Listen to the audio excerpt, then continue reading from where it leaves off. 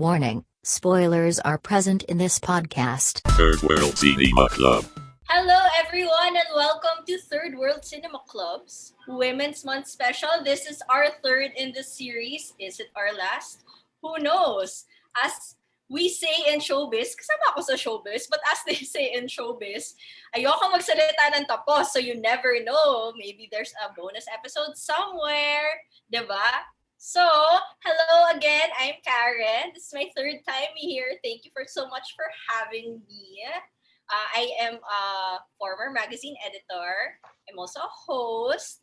And I'm still freelance writing for different publications for all things pop culture. And I use my Karen powers for good. And with me are Ika and Ses. So, Ika, tell us about Hi, hey everyone. It's Ika Hontiveros Cheng. So, joining Karen and Ses for Third World Cinema Club's Women Specials. So this is the third one. So, we've had a blast doing the last two, and we're looking forward to doing more. Hopefully. So, yeah, my outfit is Team P Cheng. So it is a pop culture blog slash site that I share with my husband. So yeah, you can find me there, and I'm also a pop culture content creator. So I write reviews and I do blogs. And recently, I seem to be doing a number of podcasts, but it's been fun. So thank you so much, Ses, for having us. And that is your cue. Go ahead, Ses. Yay! All right. So, guys, you've come to the third part of our Women's Month special. And like Karen had said, we're not sure if there's another one, but stay tuned. Yes. So, thank you so much. Yes, my name is Princess Kinok. I'm from Third World Cinema Club, also writing for Film Police Reviews. And this is my pick. So, as you've heard the first two episodes, again, it's all available on Spotify and the Film Police Reviews website. The first two were Karen and Ika's picks. So for this one, it's my pick.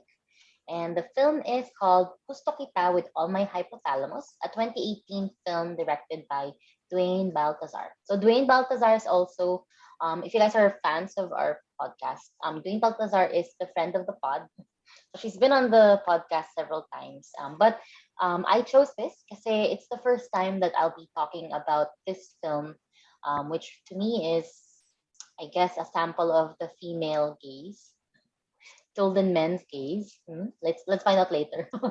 Ayun. So, ayun, I wanted to talk about this with Ika and Karen kasi I used to talk about this film with the guys. So aside from Dwayne herself, I used to talk about this film through the eyes of men. And it's fine kasi, Dwayne wrote it in such a way na it sort of, you think it sort of suits a male's gaze, but it doesn't. So, okay. Enough about me.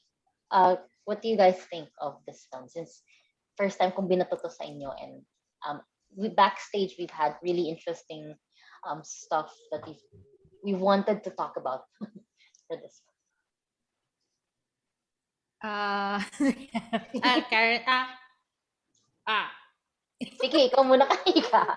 who would like to speak first? ano ba yan? Punta ka sa classroom. Okay, Sige, go lang. Yeah. Anyone. Okay, sige. For me, as I mentioned earlier, we were talking about it backstage.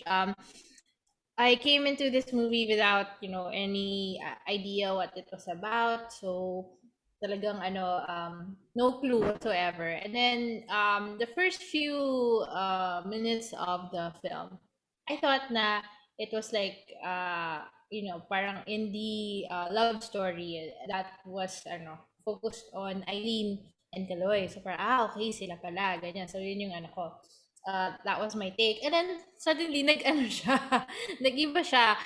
Like I was saying, usually yung mga films, yung pa straight line yung niya, yung exposition niya. So parang, di ba, yung may intro and then may conflict, rising action, ganyan, climax, ganun. For Hypothalamus, that's not the case eh. Parang hindi siya diretsong linya. Parang it starts with Eileen and then it spreads from there. And then we meet the other characters, ganyan. So it was very interesting kasi yun nga, I came into it nang walang idea whatsoever. And then, parang binutuhan ako ng a curveball kasi super unexpected yung story niya and how it was really this good study of how men uh what was the word how men transfer their loneliness, their obsession to Eileen, to this uh figure, to this woman, ganyan binabato nila sa kanya yung mga feelings nila, obsessions nila, ganun. So it was really interesting. And then yung character ni Eileen, that she's a shapeshifter, parang she can be whatever you want to be, parang ganun. And props to the actress kasi Karen and I were talking about it, hindi ko kaya yung ginawa niya, yung mga, there were like a number of scenes in the movie na ako I can't simply talaga. So ayun, that's just like my initial take on the movie. What about you, Karen? Yes, so as you said, I did not expect what I was about to encounter when I watched Gusto Kita with All My Hypothalamus. Initially, what really struck me was the setting. It was very nostalgic for me. I did not even check when this was made, but it seems to be a product of its time. You have the Digicam, you have the texting, the cell phone, yung instant messaging. It was the texting, and honestly, I was thinking to myself, because I grew up during that time, it's like, this guy has only text probably because he keeps texting. If Andy call. I would need, if there are Gen Zers listening, so back then, medyo tipid tayo kasi sa text per word, ganun, per letra. So, talaga pag ako may gusto akong sabihin, talagang pupunuin ko yung isang message. Tapos, tinitipid ko yung mga syllables ko, ayan. Yung mga vowels, ayan, tipid-tipid tayo dyan. So, yun yung one of the mga unrealistic sa akin. Sabi ko, wow, parang paisa-isang word lang siya. Sayang naman yung text mo, bro. Only text. The first scene was the ukay-ukay, which is very nostalgic also for me. It's a very welcoming presence. And it's such I guess a visual shorthand for like pre-pandemic times that you could actually make siksik and like that area, and I miss doing that because I am like an ukay-ukay fiend. I do that a lot in Baguio, and mas yun yung naaalala ko doon. And then pala Baguio. diba nakakamiss mag-ukay-ukay. So when Eileen was doing that, sabi ko nakakamiss, parang gusto ko ulit mag-ukay. Because I have like a mix of yun, a lot of ukay-ukay and second hand, because of course that's important to save the environment. Yes. But I digress. So, ayun nga, so you have your Digicam, and then you had the precursor to the Instagram boyfriend, that is Kaloy, taking photos of Eileen. Tawang-tawa ako kasi sabi ko, parang ako yan. Mas ganun yung ako. Like, I saw myself doing that, and then I realized like it's a very surface level description or depiction of the character. Sabi ko, I mean, the fact that I can transfer like my own personality to her just shows that she's a bit of a blank slate, I guess, when you see her there, because you barely see her at all in that film. Or if you see her, it's from the perspective of a dude. Like, you see her alone, parang hindi. You don't see her background, you don't see what she's all about. What does she really think? No, you see her from the perspective of how guys see her. And as Ika mentioned, may iba-ibang perspective yan, depending kung ano yung mga hang-ups nitong mga lalaking to. Ano yung mga issue nila? Oo. Para talaga siyang, again, I will reiterate, product of its time, because I feel like itong panahon na to, ito yung kasagsagan ng Manic Pixie Dream Girl. Tapos the fact na ang setting niya Avenida and all that. Naalala ko yung meme about yung Manic Pixie Dream Girl dito, yung mga taga Cubao Expo. Oo. Kulang na lang sa kanya, Doc Martens, no? Ganun. Yun ang yun yung hinahanap-hanap ng mga, kaya nga when I saw those guys, nakakatawa kasi naalala ko mga guys I know in real life na naghahanap ng Manic Pixie Dream Girl sa Cubao Expo. Yung mga love lore na mga artists, gano'n. So like, tawang-tawa ako nung narinig ko yung mga poems. Like, was I supposed to be like in love with that idea? No, natawa ako kasi sabi ko, wow, talagang obsessed ka, Koya. Stalker? Like, di ba sabi ng friend, stalker ka? As in, yun yung perspective ko talaga. I guess it depends if you like someone or you don't. Kasi, like, when I saw the way they behaved, maybe for them was very romantic. But when you're a woman, it's kind of creepy, especially if you don't know them personally. And they have this whole narrative built around you na hindi mo alam, and they put you on this pedestal, and they are disappointed when you do not meet those expectations that you had no idea you were trying that they set already for you. So I feel like this is something that I have experienced personally. I think a lot of women, I'm sure you have experienced this, during the dating phase, or like, just being alone or single, as in para talaga siyang you are prone to having those unwanted advances. And that's what I realized from it. Like, it was creepy. There were scenes that are very uncomfortable for me as a woman. That I kept telling Seska and Ika, like, I was like, I guess it's supposed to be sexy if you were the guy, if from a guy's perspective. But for me, I was like, I want to take a shower after I see.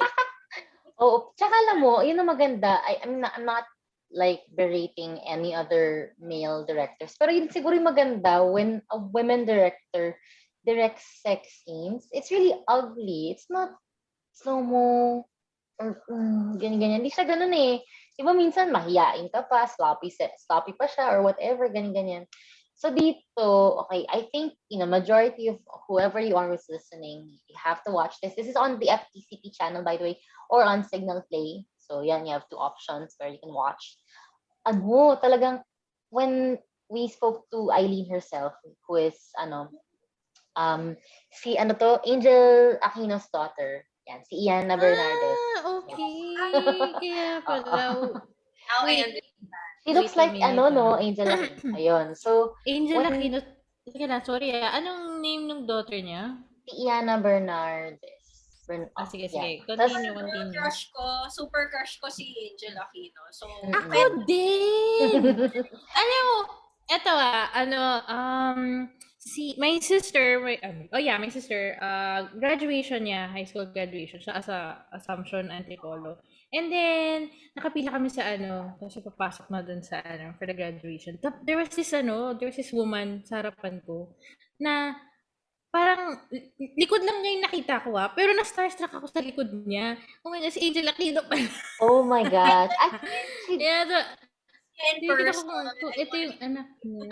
Yan. Hindi siya nag-iiba ng itsura, no? As in, kasi Iana, she shares the same, like, PT regimen. Well, sorry, Iana, shinare ko talaga. Yun. So, na parang, later, yun. Basta, when actually, the reason why she got the role, she didn't audition for it at all. Parang, she was supposed to be the line producer.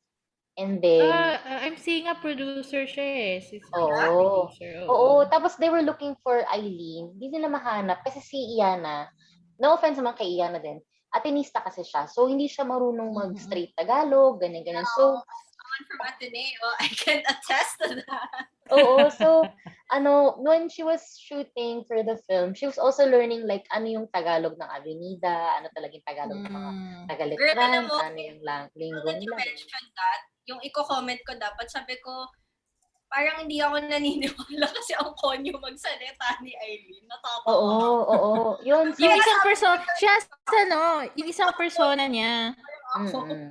Oo. May ganun siyang part doon, di ba? Na parang, ay, tulungan mo nga ako. Parang ganun. Pero in real life, nakakapag-Tagalog siya, pero broken, ganyan. So, yun yung isang... Tagalog, the kind of Tagalog that she had to deliver in that film eh. Kasi diba, dapat wala kang... Oo, dapat wala siyang identity. Parang hindi mo ma-place. Saan ba to? Parang ganun din yung... So, somehow, nag-fit sa kanya, no? Tapos, Ano yung accent niya? Nakita na ako. Tapos dun sa scene nung sa kay Lando, she saw it with her parents. Tapos kahit siya pala, parang oh no, oh. Tapos basta yung mom na, kaya rin naman, pero yung dad niya talaga yung parang what's happening? Pero anywho, ayun. So, since nga, theater actor naman din, and veteran actor naman din si Lando, which is played by Soliman Cruz. Yan, so, okay naman. Pero yun, sadya yun na very uncomfortable siya kasi I remember nung pinalabas to sa Cinema 76, tinanong si Dwayne yata ng isang audience about it. Tapos parang okay lang naman. Pero kasi yun nga, we wanted to make it as natural as possible kasi tama yung observations din ninyo. And I think, ang maganda sa film na to, anyone's observation is acceptable.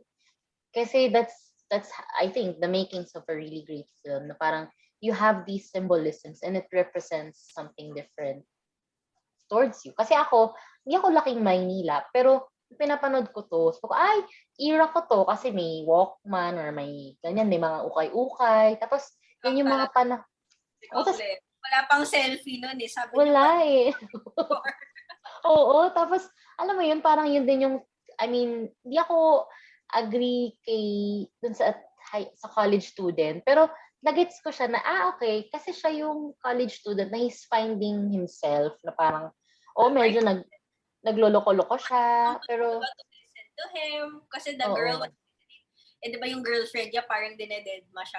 Parang nagmamind games pa sila. Kaya di ba sinabi ko sa inyo na feel ko pagkatita ko kasi it's basic miscommunication yung problem nila. And di ba, na magpaawat talagang, gumagante ka? Gumagante ka kasi dinedma kita. Di ba?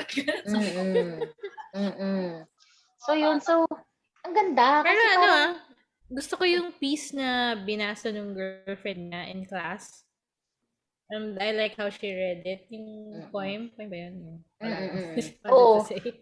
Ang ganda nga. Parang biglang siya, para siyang addition. Tsaka yun yung maganda din sa dialogue. Ako kasi, kagaya ng post ko ni sa araw, super fan ako ng mga dialogue na parang, yung mga extras, they get a piece of the pie. Parang ganon. Hindi siya yung parang, sige po, bibili akong suka. Hindi siya ganun lang. Parang, ay, yung sukang yan, pangit lasa. Yung mga ganon, yung may malamilaman din sila pagka sila yung kasama. So, parang kahit very minor yung role ng girlfriend niya, parang ako, wow. Tapos at the same time, yung comparison ng girlfriend versus yung boyfriend, wow.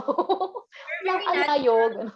Natatawa ako dun sa roommate, tapos yung mga kalaro niya dun sa computer shop. It feels like a natural conversation. Kasi di ba pag natural naman talaga yun yung medyo long-winding, hindi naman necessarily may patutunguhan yung pinag-usapan niyo. Parang hindi ba yung kasing yung kay Nalando and all that, di ba? I like that, na it's very, very natural. Tapos ang ganda din nung interpretation ng lahat na narinig ko kay Obeng, which is yung Snatcher. Pero yun nga, parang kagaya nung tatlo, he was sort of reflecting his insecurities, his fear. Kasi si Dwayne, hindi naman daw niya sadya. Lahat ng films niya, it sort of represents loneliness and fear. So may ganun siya. So sabi ko, lagi naman sasabi, may nanakit ba sa'yo? Bakit parang ang sakit-sakit lagi ng palabas mo? Ganun. By the way, siya nagsulat ng, ano ba tong movie ni Angelica tsaka ni Carlo Aquino? Hala, yung teka, ano yung title nun? Yung sa, Hugot na rin ako. Oo, may hugot-hugot. Teka lang, wait lang. Basta yung nandun yung Maybe the Night na song, ganun. Ay, joke. Yeah. Wait lang. Ano to? Talagang nag-search ako. Anyways, ayan, wait lang. Ano ba to? Naku, nawala sa isip ko. Hindi. Well, siya nag-direct ng Marry Me, Marry You ngayon. Tapos, sandali. Anyways, ayun nga. Going back. So, yun. So, for me, I totally agree, Karen and Ika, dun sa sinabi niya na parang siyang, hindi siya linear na narrative. Tapos at the same time, kahit saan ka sa part ng Manila na yun or ng lugar na yun, parang, okay, this is my life. Pero at the same time, this is how men see me. At the same time, Ano ba siya? Ano ba si Eileen? Siya ba si Avenida? Siya ba yung experiences nila sa Avenida? And at the same time, bakit ako anyone's fantasy? So parang ganun yung reflection sa akin. Na parang hindi naman siya, I think, in a wrong sense. And it's beautifully made, ha, at the same Oo, time. yeah. Parang, I feel poetic. At the same time, I feel abused. At the same time, I feel possessed. And I want to be felt possessed. Parang in some ways. Dun, kagaya nung alam niya na, While watching. So, diba? Tapos alam niya na may admiration sa kanya si Kaloy. So, pero at the same time, hindi naman niya pinapabayaan si Kaloy na she allows him to see her. Kasi parang si Kaloy, masaya na siya na nakikita niya siya. Ganun. Pero ang ganda nung ang ganda nung letter ni Kaloy, I mean, kahit medyo stalkery siya, yung, ano ba yan, kasi yung he said na, yung nade-describe niya yung dito sa collar. yeah, and then you tuck your hair behind your ear para makita ko yung mukha mo, yung mga ganun. Hindi, ang ganda nung sinabi niya na, sorry na duwag kasi ako, natatakot ako, ganyan. Kaya parang he gets tongue-tied. So yun, wala lang. Nakakaano lang din. Can I just bring up, as someone who loves ukay, hindi ako I guess unless crush ka siguro nung attendant. Or hindi ako wala na may magbubuhat ng damit sa'yo, okay? Ako magbubuhat ng mga ukay. So lagi ako nakaganon when I'm running around. So talaga sabi ko, kasi girl, wow, ganun siya. I mean, kayo dyan eh. So yun, I mean, of course, for cinematic purposes, may tagabuhat siya. Tapos siya nung yung parang setup for the photo shoot. Si Kaloy. Oo nga, kawawa naman si Kuya. Ang namin ng dalang damit. Tapos ito naman si ate. Sabi ko, ang galing no, naunahan pa niya yung kasagsagan nga ng mga IG and like TikTok. Oo nga. Ano naman yung gagawin nito sa pictures na yun? May Facebook na yata nun eh. No? Itatago niya sa baul, gano'n. Ayan tuloy, kinuha tuloy ni yung tindero. Roommate, yung tindero. Yung pictures niya, di ba? Ay, oo nga, tinapi. So yun yung mention. Tinapi, oo. You felt all those emotions. Ako, I felt fear at the part where she was walking and just hovering, and it's real fear that women encounter every day. So, Sabi ko nga hindi ba siya natatakot kung ako yung tumakbo na ako? Scared pag ako lang mag-isa. Oo, di ba? Kasi you never know eh. Asumera ka, fine. Pero I'd rather be safe. There's this TikTok video na nakita ko na syempre comedy skit siya. Pero parang ang ginagawa daw niya pag is walking in a dark road, ganyan. So, may makakasabay siyang babae. Magkukunwari siyang bading para ma-feel safe yung girl. Parang ganun. Pero syempre, they did it na pa-comedy, ganun. Pero wala lang. It's kinda nice. And then, when you read the comments, may mga nagsasabi doon na guys na nagko-comment sila na kapag may nakakasabay silang babae, ang ginagawa nila, sila na mismo yung iiwas o sila na mismo yung mauuna na sila, yung para lang hindi maging uncomfortable yung girl. And then may mga nagko-comment pa doon na yun din yung tinuro nung nanay nila sa kanila. Kasi syempre bilang babae, yun nga, I don't know kasi I don't know bakit natin nararamdaman yun. Pero totoo yung fear na yun when you're walking alone sa ganyan. It's really, talagang kahit anong situation, talagang nandyan yung fear na yan. So parang, I don't know bakit ganun. It's nakakainis na unfair na nakakatakot na and then, yun nga, and then that scene dun sa movie na she's walking kasi si Kuya Snatcher nandyan. Di ba, parang brings back memories talaga. I thought the worst I was thinking the worst ko nang gagawin sa kanya. Sabi ko nga, hablutin na siya scenario that a man is trying to dominate or trying to harass you and some or another. Even yung supposedly harmless and nagka-catcall sila pa yung mga construction workers, I don't wanna like typecast, pero di ba yung Mm-mm. usually depiction yung dadaan ka, tapos Mm-mm. yung sisipol or whatever. Kaya as in, ako I have a fear talaga of walking na mag-isa lang Mm-mm. ako, like sa pagmahabang road, tapos mag-isa lang ako. Oo. Gusto ko talaga may kasama ako pag ganon. So, yun, I felt that fear, and now that you mentioned nga na female director siya, parang I feel like, I'm sure na-experience na rin niya yun. Like, Tapos, Eto, sorry nag-chat yung sister ko. Sabi, batchmate nga niya, si Ana Bernarde. Oo, ayun, nag-chat siya. oh, Si Isa, so yun, wala lang. So yun, I was at taray. their graduation pala. Tapos yun na-starstruck ako sa likod ni Angel Aquino. Likod lang Likod lang, pero na-starstruck ako. Anyway, sige, continue. Ako Natuwa lang ako. ako din parang kasi sabi ko, parang ewan ko, may crazy pa tawag doon. Basta may phase ako nung dati na parang challenge ko, sige, tatakutin. Parang ganoon. Pero at the same time, isip ko, most of the time, hindi ako ganoon. Parang wala ako sa mood namang, sige, wala ako sa mood mang ganoon. So, i-gets ko rin siya na parang, oo, nakakatakot yun. Parang what if, kasi di ba parang hindi naman niya straight on na pinakita na si Obeng is just fantasizing her or stuff. Ganyan. Siyempre, isipin mo pa lang kay Obeng, magdanakaw siya, snatcher siya. Di ba parang kinuha na niya yung kwintas niya and all yun that. hablot talaga eh. Habulot, tas parang, may dugo yung sa iring, di ba? oo. Pero as I mentioned earlier, na natuwa ako dun sa performance niya kasi wala siyang dialogue.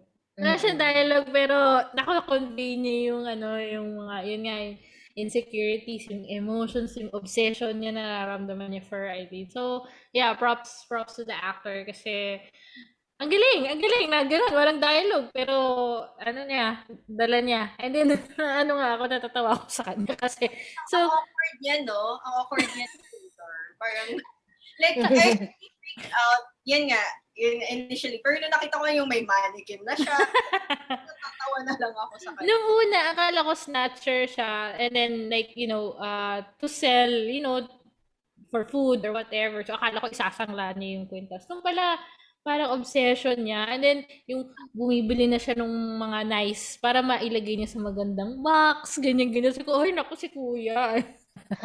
Obsessed pala. Pero creepy part. Oo, creepy pa din siya. Pero kung isipin, Yeah, I mean, syempre not to, hindi ko naman alam po ng buhay talaga ng mga, ng mga hampas lupa. Hampi-hampi ako, pero hindi ko alam yung buhay ng walang, ng ganon. So sabi ko, Yeah. parang isip ko, siguro ito, yung form niya ng obsession, kung kunwari, rugby girl, ganyan. Baka, alam mo yun, parang sustenance na lang din siya. Metaphorically, literally, parang ganun. Parang doon na siya nabubuhay. Although hindi niya Parang pinapakita. racist niya, no? Just to fantasize. I think for all of them naman, it's some sort of relief. Oo. Although for some, it's literally Literal. killing themselves. But just seeing her there and parang she symbolizes that kind of escapism from their daily grind. Na usually naman all of them have their sort of conflicts. Like either sobrang awkward or outcast of society, ganon. Or may problema with a girlfriend or yun, si Tatang. Ikaw ba'y nalulungkot? With the assistant, sabi ko, wait. Love pa sa kanya. So, sorry, naalala ko na yan sa assistant din. Nakakaloka, no? Kasi alam mo, parang sabi ko, nakalimutan ko itanong to kay Dwayne, pero sabi ko, hindi naman siya, it doesn't really matter. Pero kasi, reminiscent siya sa akin ng mga parang French films. Na alam mo yung very quaint, may mga maliliit silang details, ganun. Sabi ko, ang cute na kadiri. Pero alam mo yun, parang, okay, may nangyari nga naman talagang ganun. Pero, kadiri siya, pero okay, let's give it to Lando. Kasi syempre, sad naman siguro siya or old na siya, ganyan. Tsaka yun nga, it's his way of relief. So, ayun. I guess, meron ba kayong last or final thoughts about the film? Anything you'd like to share? pero ako, I have something to share because I'm such a weeaboo. I realized that they always call her Ai, and Ai is love in Japanese. So for me, Yeah. when I was watching it, Mm-mm. my interpretation was like they're chasing some form of love, they're chasing Mm-mm. some form of acceptance, like someone to accept them or someone to fulfill their fantasies. So that's Aileen. Ang I galing. so Mm-mm. Yes. parang it's like the relentless pursuit for romance, Mm-mm. for love, for people who are lonely. Ayun na nga, as you said. So yun for me, it's very interesting perspective rin. But at the same time, you understand that and I guess you can sympathize, but at the same time, as someone who's been at that other side, especially if you're a woman in this society, in this country, and being the object of desire or affection, kahit na unwanted desire siya, you realize na sometimes people don't see you as yourself and they see you as like a vessel for all of their wants and dreams, and they put you on a pedestal, and when you don't meet that, sila yung nadi-disappoint sa'yo or they get upset and you're just parang blindsided. Like, why? Ano ba ginawa ko? Sabi nga, di ba? Bakit parang kasalanan ko? And like, eh, diba? And ito pala, I wanted to share, like, di ba you were saying you wanted to be tough and like fight back, di ba, and walking alone. And then I realized, like, I was wondering why, how come I never do this? Because I've tried doing this. I've tried kind of standing up. And you never know kasi what kind of reaction Mm-mm. You someone get. will have. Someone who's scorned. Yeah. Experienced it to be a negative experience na it parang nag-backfire sa akin. So I understand why a lot of women don't kind of fight off head on. So Mm-mm. yun lang yung masasabi ko, and it's the sad reality talaga. That's why women don't fight back sometimes because you never know it. It's even worse pa when you try to leave and they have an even worse reaction. Sometimes pa they kill you, they beat you They up. I mean, hurt it's you. warning, but it's the reality, and that's why taas ng cases ng gender-based violence, especially during pandemic, because you can't escape from your abuser. So yun ang masasabi ko. So there are so many feelings that I didn't realize I would have. Like I was laughing along to this film, but then after it just kind of sunk in. I was like, no, but this is how men see us, and Mm-mm. we're all Eileen at some point, and Mm-mm. we're all just there for their parang for their perspective, for their desire, and kahit na unwanted siya. And there, it's an interesting analysis lang of those yung perspectives of the pursuer and the object of desire. So yeah, thank you for introducing us to that film. I really enjoyed it. Pero yun, mas na-enjoy ko talaga yung ukay experience. It made me miss that time. I long for that time na it was so much simpler, less distractions. Ayun. So there, that's my piece. So what do you think, Ika? Our About last you. Oh, go. Yeah, I guess I just want to pick up on what Karen said na at some point in our lives we're all Eileen. Parang oh nga kasi Eileen, she's an idea, 'di ba? That and she can be anything, she can be anyone. So she is yun nga eh, she is who you want to be, who the guy wants her to be. Parang, which is nakaka-degrade. Kasi, we don't get to know the real Eileen in this movie. Parang we don't see, sino ba talaga siya? Ano ba siya? Ganyan. We see different sides of her. We see different personas of her. Parang, how she is dun. I mean, she's different with Kaloy. She's different with Alex. She's different with each one of them. Talagang ano eh, from how she carries herself. Parang pati yung damit niya eh. Parang kapag she's with Lando ba yun? Yung name nung ano, nung store owner. Parang pag she's with Lando, parang sumisikip yung damit niya. Hindi ko alam kung ako lang ba yun. Parang sumisikip yung damit niya eh. So maybe that's because that's how Lando sees her. Ganyan. So, yun nga, it's kind of sad that we don't uh, meet her, the true her. We don't see the real her. Kasi, ano eh, parang, I guess that's what the movie is trying to say, na parang the her identity is lost with all of these, with all of the how these men want her to be, kasi they want her to be someone who can cure their loneliness, or they want her to be in the case of Tuloy, wife material niya, di ba? Ganyan. So parang they all want her to be something, but what does she want, di ba? Parang wala siyang say dun sa kung wala siyang say whatsoever. Parang she's just there to satisfy their different needs.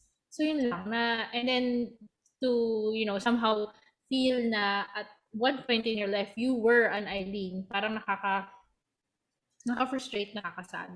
Ganyan. So yun, and then, it was beautifully portrayed in the film.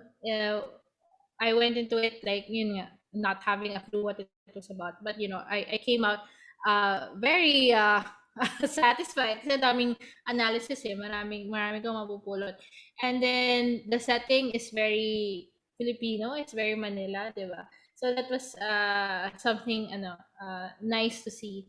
Kasi kami, I mean, I often, watch foreign films, ganyan. So, it was nice to see something close to home, although not not always in a good light.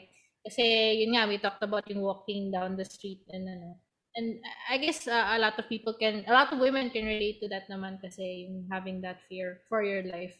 Ganun. So, ayun lang. Good pick, Sis. Thank you for recommending the movie and for choosing that. So, perfect for Women's Month. So, it's like another facet of women in films also. I guess you can say. Kasi, yun nga, through the male gaze, diba? Women characters, how they are portrayed or seen. And Karen mentioned earlier yung manic pixie dream girl, ganyan. So, I hope we just have more of real women characters, who they are talaga, and not who others want them to be. That's for me. Beautifully put. Yan. So I'm gonna pick up from both of you what you've said. So nag-take notes ako. Yan. So I really like, alam mo, first time kong narinig na analysis yun, Karen, yung sa Eileen, which is I and is love in Japanese. Oo nga, no? Parang, oh my gosh, sabi ko, grabe. As in, alam nyo guys, throughout this episode, I mean, ganito rin naman ako with the previous episodes kasi nga nakakapanibago na, I mean, no offense with my guy friends. Hi guys, I miss you. Yun, no offense naman sa kanila. Pero syempre, iba kasi yung perspective if you hear it from someone who's sort of experienced it. And that's what this Women's Month episode is about. So, ayun. So, kinilabutan ako na, oo nga, no? Parang, it's a really good interpretation. Tapos, although sabi naman ni Dwayne, unintentional yung Ted Ito na song. Pero, it's got that Japanese film to it also. Tapos parang, oo nga. Tapos yun pa, parang, di ba, the Japanese, they're really sexist. I mean, they don't value women as well. Although maraming na ding films lately na from them na parang they're kind of moving into appreciation of the women. Pero dito, sabi ko, siguro this would have been different. No offense to the male directors out there, pero it would be different talaga kapag sinulat siya ng lalaki. And it was directed by a man. Kasi all those little nuances that you've noticed, she was walking in the dark, she was fantasized by all four of them. And oftentimes, I'm not sure, pero one of us might have fantasized her at one point kasi we have no idea who she is. And I guess the mystery that she has, when you try to understand who she is, you're already kind of fantasizing na, okay, siguro si Eileen ganito siya. Siguro si Eileen ganito siya. Siguro ganito siya. So, somehow it's already a form of object. Parang naging object na siya kasi pati yung uniform niya. By the way, guys, whoever's listening right now, ang outfits namin, wala siyang identity. Ganun. So, kasi ako, ang interpretation ko kay Eileen, college student siya. Tapos, si Ika, galing siyang work. So, employee. Tapos si Karen naman, student. Cutesy. Or you know what? Now that we've talked about this, I think Eileen is the mannequin. Oh. Should Diba? Tapos alam mo, there are some interpretations din na siya si Avenida. Siya yung nagbigay yeah. ng experiences sa mga taong to. And Yeah. it's sad, to be a woman and be compared as a place, diba? And I agree na, at some point or another, we became Eileen. We became this dream girl that, we continuously fight na we're not an object of desire. We are just humans also. We can be mataray, we can be crass, we can be anyone that we want. So, yun. Tama. And it's a good title ha. Kasi yun nga, we're always used to the proverbial heart as where the emotions are coming from. But in fact, it does come from the hypothalamus where we get our hormones from, di ba? All the dopamines and all that emotions and everything else. So, ayun, I don't have anything else to say. Whoever you are is listening right now, I am so thankful that you stuck with us three. Stay tuned for more. Yes, more episodes soon. Again, please follow Team P Chang on their socials. I'll be including that on the episode description. Same with Karen May, who just launched her page, the Kraken. Get her for hosting Crack gigs. in me. Yes, Kraken May. And read her reviews on Cosmo and many more. She's the honest reviews girl. Tama ko, di ba? Yes. Yun. And of course, please listen to Third World Cinema Club every time, wherever you get your podcast from. We're everywhere. We're on Apple Podcasts, Spotify, Stitcher, anywhere. Yun. So thank you so much for listening, and we hope to see you soon. Bye. Bye.